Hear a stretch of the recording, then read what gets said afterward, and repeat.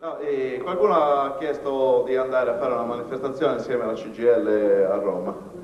Io sinceramente non sono per niente d'accordo, perché è grazie alla CGIL, soprattutto alla CGIL, che è stato messo uno sbarramento verso i sindacati minori.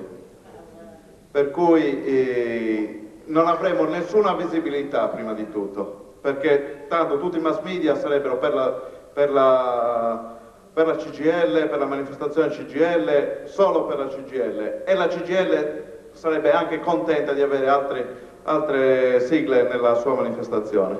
Per cui io proporrei invece una manifestazione magari davanti alla rappresentanza della sede del governo a Piazza Carmine a Cagliari con le bandiere CSS.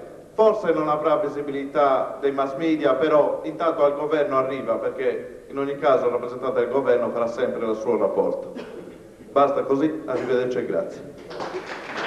Intanto un ringraziamento a tutti, io credo che ce ne possiamo andare soddisfatti, innanzitutto perché ci siamo rincontrati, e lo dicevo con Angelo, vedere persone vive che sappiamo che stanno facendo lo stesso cammino nostro in questa organizzazione significa avere entusiasmo, significa riprendere quelle che sono le nostre caratteristiche di presenza e di lotta dei problemi dei lavoratori sardi.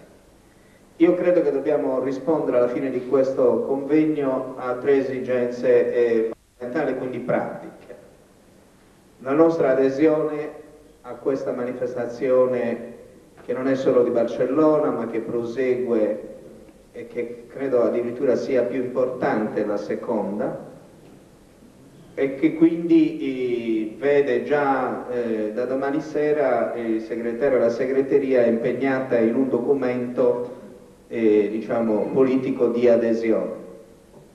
Poi vediamo le forme, nel senso che sarà difficile che io o qualche altro partecipino anche per questioni proprio di collegamento aereo. Qui scontiamo che siamo un'isola, ma che comunque è difficile già imbarcare qualcuno in questi prossimi giorni.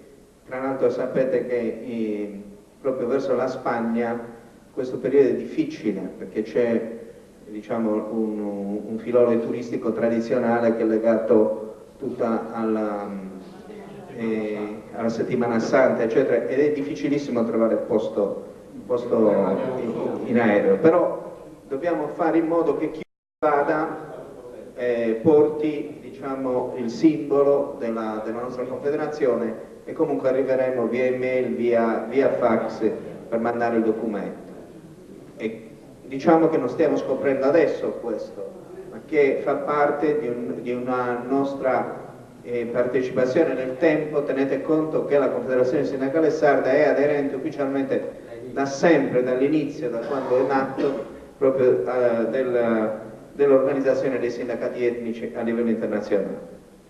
La seconda cosa molto importante è questa proposta che faceva Francesco e che facciamo propria come Confederazione Sindacale Sarda, e quindi l'intero gruppo dirigente, di vedere all'interno di questo mese questo appuntamento importante di tutti coloro che lavorano nel mondo della scuola, della cultura, per poter avere all'interno nostro un elemento chiarificatore. Io voglio proprio dire con chiarezza: il punto discriminante che io ho in testa è questo: la lingua sarda non deve dividere i sardi. Questo è il punto fondamentale. Io sono per una lingua unica del popolo sardo. Poi non è che io sia un intenditore rispetto a quelli che sono i processi, ma su quello io dico che addirittura non è il mio interesse in questo momento come movimento. Il mio interesse come movimento è che non esiste popolo che non abbia una lingua. E se siamo quindi, alla vigilia di questa conquista, dobbiamo mettercela tutta, perché sia chiaro che noi vogliamo una lingua.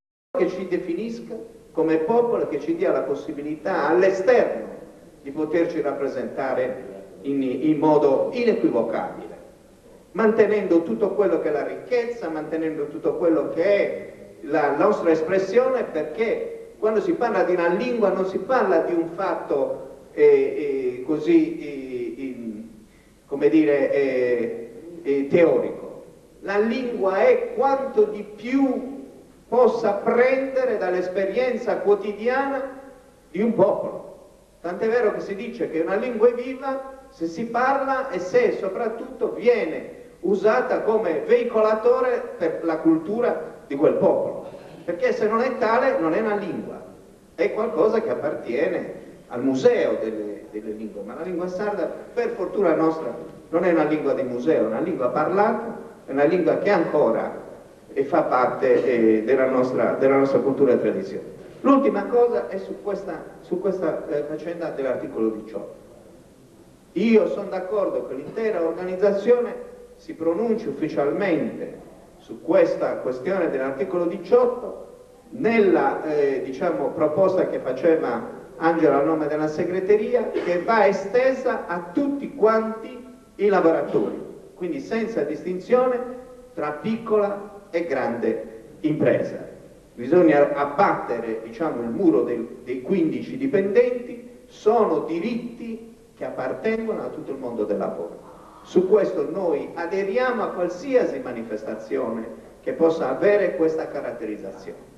Poi è chiaro che io non so se noi siamo in grado di andare alla manifestazione di Roma, ma badate che noi siamo legati alla CUB, la CUB ha fatto una grande manifestazione di 200.000 persone a Roma e pochi ne hanno parlato. Quella nostra organizzazione ha ben chiaro che cosa significa anche scalfire semplicemente l'articolo 18, perché è la via maestra per far passare i licenziamenti di massa e soprattutto dei quadri sindacali che sono contro questo tipo di atteggiamento di Confindustria. Quindi a iniziare da noi saremo sterminati rispetto a questa questione, e quindi noi ne abbiamo grande interesse. Quindi prima di tutto una presa di posizione forte rispetto a questo. Non credo che noi come Confederazione Sindacale Sarda abbiamo timore di rompere un tabù.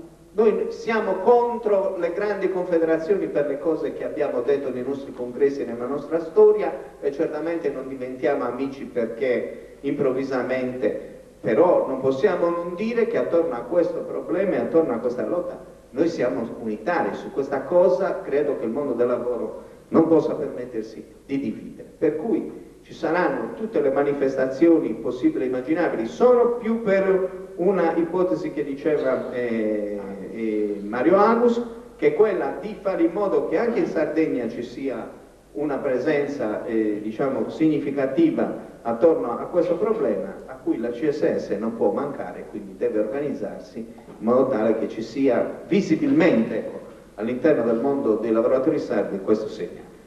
Io vi rinnovo il ringraziamento.